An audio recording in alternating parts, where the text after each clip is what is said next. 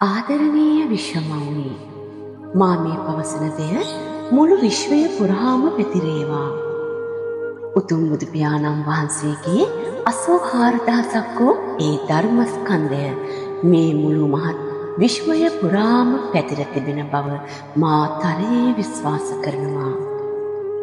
විශ්වයේ ආකර්ෂණය, විශ්ව ශක්තිය, විශ්වයේ බලය මා වෙත ලබා දී මාගේ අද දවසේ සියලු කටයුතු සර්ව ප්‍රකාරයෙන්ම සාර්ථක කරගන්න විශ්ව මාතාවනි මට පිහිට වන සේක්වා. විශ්වයේ ආශිර්වාදය ලැබේවා.